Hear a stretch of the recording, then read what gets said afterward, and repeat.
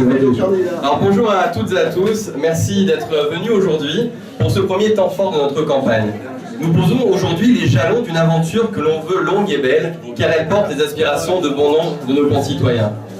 Dans le chambouctou politique, qui n'épargne personne, le discrédit sur la classe politique a été général.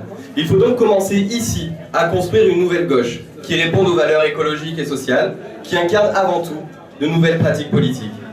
Il faut que la politique soit l'affaire de tous, de jeunes, et je salue ici les camarades du MGS qui sont présents, car oui, les jeunes ont aussi des revendications. Et quand on voit le taux d'abstention des jeunes, on pourrait y voir là un moyen d'y remédier. Il faut aussi que la politique soit l'affaire de femmes. Aujourd'hui, elles ne sont que 27% au Parlement. Nous sommes un des rares parlements européens à n'avoir jamais vu une femme à la tête d'une des chambres parlementaires, alors que la Grèce l'a déjà fait, et même l'Arabie Saoudite. Il faut que la politique ne soit pas un métier. Quand on voit par exemple que le député sortant n'est pas vraiment un genou de la politique, qui brigue déjà son 4e mandat, qu'il est maire de Zifour depuis 1995, et donc je pense qu'il faut aussi à un moment savoir passer la main et renouveler le paysage et l'offre politique. C'est clair. Alors dans le contexte politique un peu particulier que nous vivons, où 18 candidats se présentent pour devenir votre futur député, il y a une candidature qui réunit à la fois toutes ces conditions. C'est celle que nous incarnons avec Denise. Avec Denise, on se connaît bien, c'est vrai. On partage tous deux un constat lucide sur l'évolution de nos sociétés. Sur la transition énergétique, en effet, l'écologie ne doit pas être un des termes dont on se gargarise pour se donner bonne conscience. Il faut donner un sens à ces mots, une volonté politique. Le changement climatique, et on le voit quotidiennement, a commencé, et nous en subissons déjà les premières conséquences. Nous détruisons notre propre terre et nos ressources.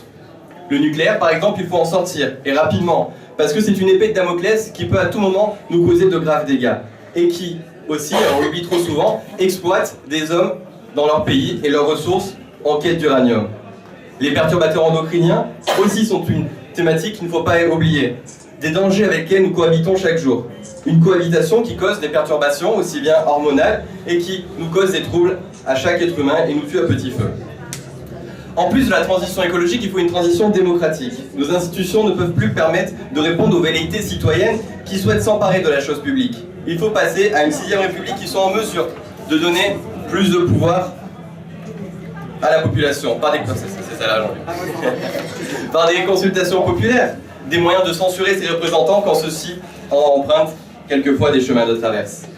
Il faudra également porter un projet profondément européen pour constituer une Europe sociale qui harmonise les protections sociales vers le haut, qui abroge notamment la directive des travailleurs détachés. Une Europe plus démocratique et plus humaine, qui ne ferme pas les yeux sur le drame qui se déroule en Méditerranée et dont l'histoire retiendra nos tergiversations coupables.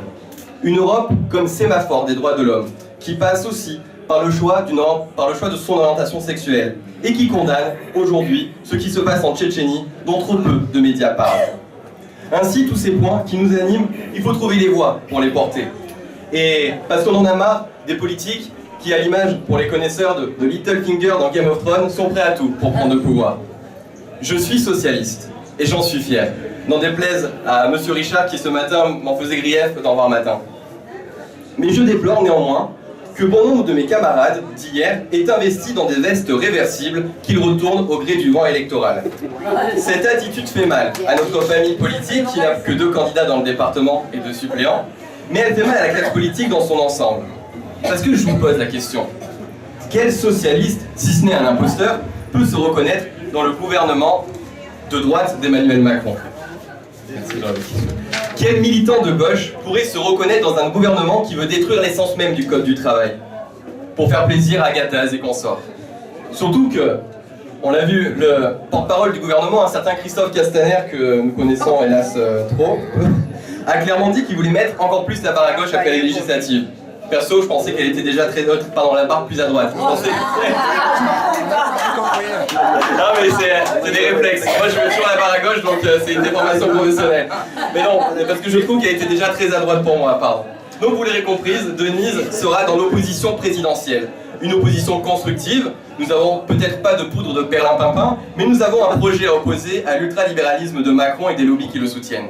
Un projet de vivre ensemble, qui se tourne vers tous les concitoyens, des classes moyennes et populaires, qui ont vu leur situation se dégrader au fil des années.